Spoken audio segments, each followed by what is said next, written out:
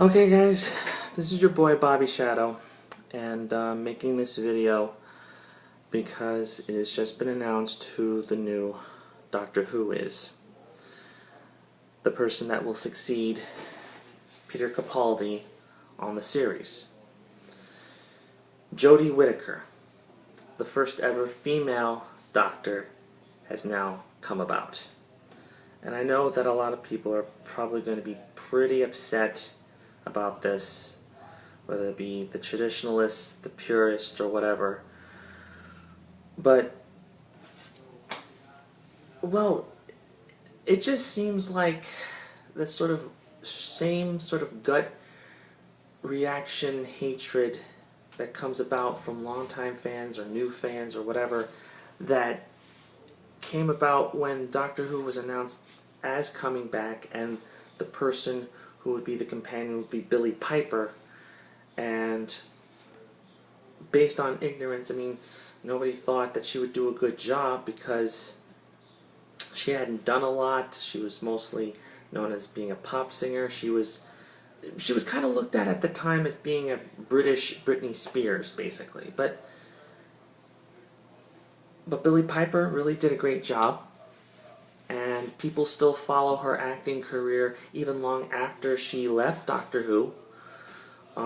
Same thing with Chris Eccleston when he was announced. I mean, people love the idea that this incredibly Shakespearean actor was playing the Doctor, and they were saddened that he didn't stick around longer.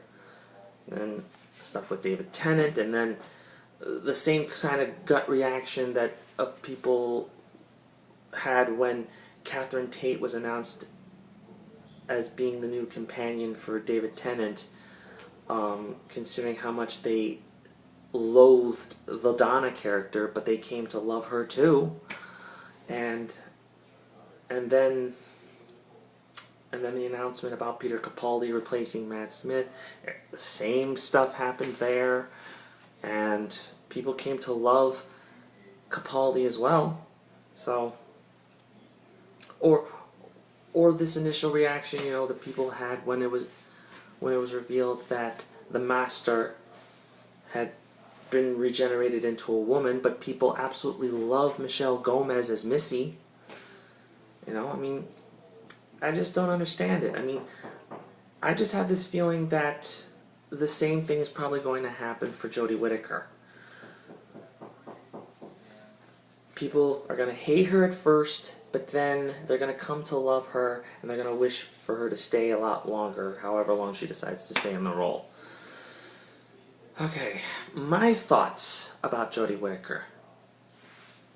Honestly, I don't know who Jodie Whittaker is as an actress. I mean, but I think that's a good thing. For the most part, the fact that she's relatively unknown outside of the United Kingdom is good, because now her stock level and her profile is going to be elevated now that she's attached to Doctor Who. Because, I mean, if you look at her Wikipedia page, or even her IMDb, she's actually done quite a lot of independent stuff, a lot of stage work, a couple of films. I mean, hell, one of her very first films was the film Venus alongside Peter O'Toole. Let that sink in. So, I'm thinking that now that it's been announced who she is, who the new Doctor is, and the fact that it's Jodie Whittaker, everyone is basically going to be scrounging the internet or going to their local video stores or buying online trying to hunt down every single piece of Jodie Whittaker that they could find in anticipation for her debut as the Doctor, whether it be buying copies of the movie Venus or buying copies of the series Broadchurch, because apparently that was another one of her high-profile roles as the grief-stricken mother from that series. In fact, that was the only thing that I remember her from. Like, once I actually looked up her Wikipedia page, and I saw Broadchurch on there, I was like, holy shit, she was on that! And that was like really good stuff. And considering the fact that Broadchurch was created by Chris Chibnall, the guy who's now taking over from Stephen Moffat as the showrunner for Doctor Who, it does kind of make sense that he would keep in mind people that he has worked with before, and probably saw something in Jodie Whittaker that would add a little extra oomph, for the series. And probably it is a risk, I will admit, the fact that he's taking this big risk of making the Doctor into a woman. But this show is, the whole of Doctor Who is all about taking risks, more or less. I mean, there are your standard Doctor Who kind of stories, and then you've got the stuff that you would either on television or the stuff that was, in written form, and like the New Adventure books, and that, or the stuff that that they did with the Eighth Doctor, all throughout the Wilderness years, all about taking risks here and there and doing things to kind of push the envelope a bit, considering there was no Doctor Who at the time on television at all. But honestly, I'm all in favor of this. It's not a politically correct decision, and at least I don't think it is. But that's just my feeling. I just think that this is, just something that's required to really push things forward, because the show has always been about embracing change, because the show has always been different. It's always evolved over the years, and it's grown into being all kinds of different things. The way the show is now is not exactly the same as how it was when it first began in the 1960s. And that's only natural when it comes to something that's long running, because you have to change, you have to evolve with the times. Otherwise, you just get stagnant, and it just ends up not being very good. So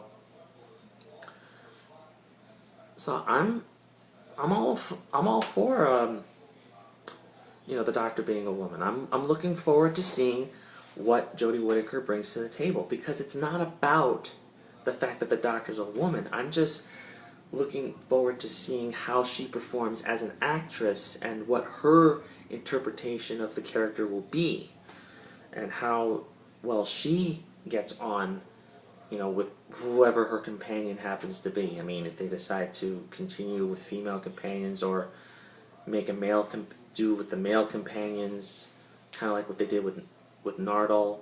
Will Nardole stick around? I don't know. But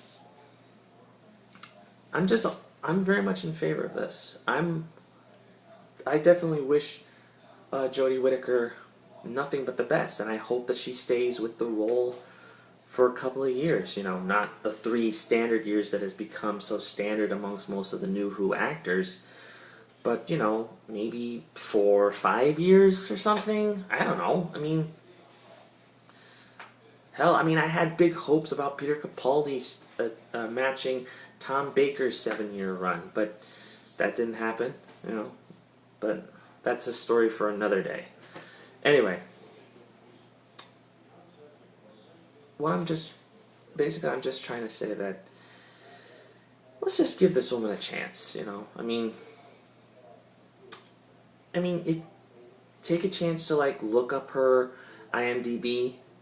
Track down episodes of Broadchurch, look into the films that she's done, or some of the television work that she's done, look at some interviews, and that's what I've been doing, and she seems like a really good person. It'll take some getting used to, the fact that the Doctor is going to be a woman, and hearing a woman's voice saying, "Hello, I'm the Doctor." But I also think this could be something really good, and definitely something very uplifting for for a lot of females who watch the show. you have, again, an empowering female, but then again, the Doctor's never... Yes, the Doctor's always traditionally been a male icon, and, but I'm not bothered by the fact that the Doctor's going to be a woman. I'm not bothered by that at all. I just think it's gonna be interesting. It's gonna be fun, and I'm just looking forward to seeing like where the story goes, to be honest. So, like I said, check out what Jodie Whittaker's past work, and just give her a chance. Because the show is not going to fail or succeed simply because the Doctor is now a woman. I should think that something is going to fail or succeed as with regards to story quality or direction quality or acting decisions, not because the Doctor underwent a sex change. That's just ridiculous. It's just mind-boggling how we try to be so progressive as a society, and yet we cannot open our minds that wide enough to embrace those sorts of progressive changes in iconic characters. It's the same kind of weird shit that permeated all kinds of things.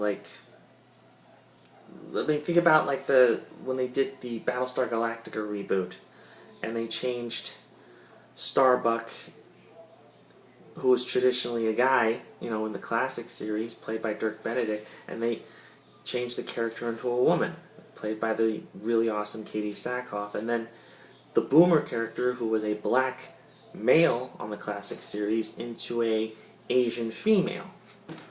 But those are just stylistic and aesthetic changes. Considering it was a reboot and a reimagining, it was its own thing, separate from the classic series. But it was still a great series, nonetheless, regardless of these aesthetic changes. Just because the Doctor is undergoing this particularly profound change, I don't think should affect what we, the fans, come to appreciate about the show, which is not whether or not the Doctor is young or old or male or female, but whether or not she continues to do what he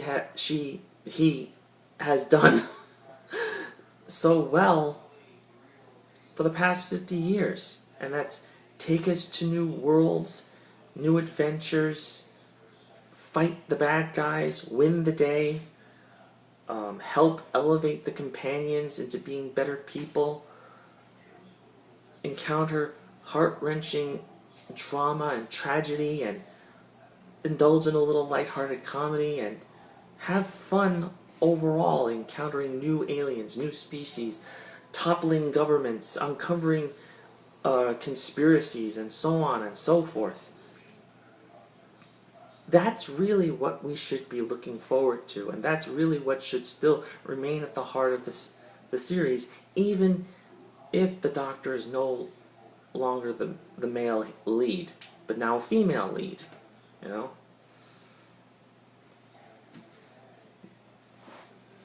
That's all I gotta say.